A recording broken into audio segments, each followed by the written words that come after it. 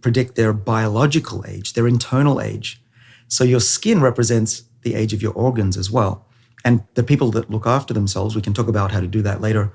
But there are some people that are 10, 20 years younger than other people biologically. And it turns out if you measure that clock from birth or even before birth, if you look at animals, there's a massive increase in age based on that clock early in life. So you're right. So that's a really important point, that you have accelerated aging during the first few years of life, and then it goes linear towards the rest of your life. But there's another interesting thing you brought up, which is that we're finding that the genes that get messed up, that get scratched, that are leading to aging, are those early developmental genes. They come on late in life and just mess up the system. And they seem to be particularly susceptible to those scratches. So what's causing the scratches? Well, we know of a couple of things in my lab we figured out.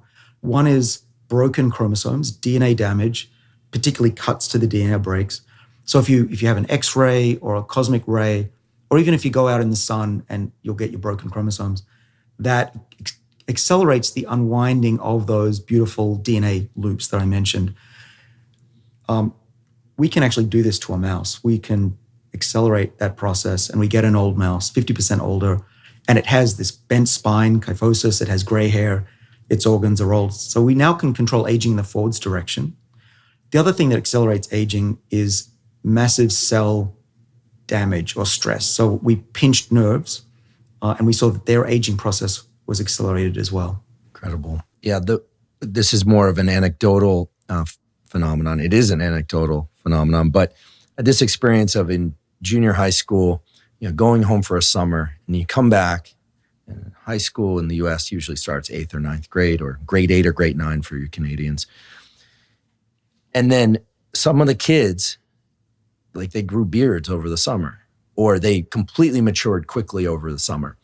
Do you think there's any reason to believe that rates of entry into and through puberty can predict overall rates of aging? In other words, if a kid is a slow burner, right? They basically acquire the traits of puberty slowly over many years. Can we make some course prediction that they are going to live a long time versus a kid that goes home for the summer and comes back a completely different organism, or appearing to be a completely different organism?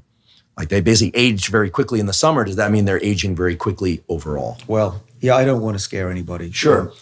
That there are studies that show that the slower you take to develop, it also is predictive of having a longer, healthier life. And it may have something to do with growth hormone. We know that growth hormone is pro-aging.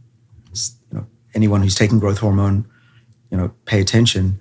We know Just look at someone who's taking growth hormone. Yeah. They often will acquire these characteristics of vitality, like improved smoothness of skin, but their whole body shape changes often. Yeah, I mean, you'll feel better for a short amount of time. You'll build up muscle, you feel great, but it's like burning your candle at both ends. Ultimately, if you want to live longer, you want less of that. And the animals that have been generated and mutants that have low growth hormone, sometimes these are dwarfs, they live the longest by far. A guy in my lab, Michael Bonkowski, he had the longest lived mouse. A mouse typically lives about 2 and a bit years. He had a mouse that lived 5 years, and he gave it caloric restriction, so fasting, combined with one of these dwarf mutations, low growth hormone. I think he called it Yoda. But this is, you look at who lives the longest, it's the really small people.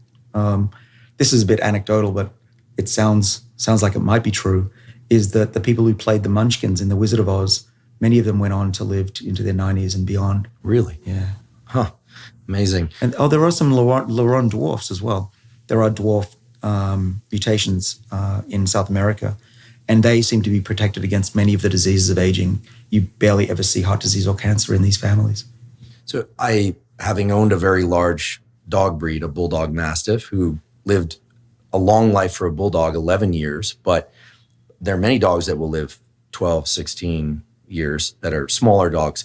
Can we say that there's a direct relationship between body size and longevity, or duration of life? Well, there is, but that doesn't mean that you're a slave to your early epigenome, nor to your genome.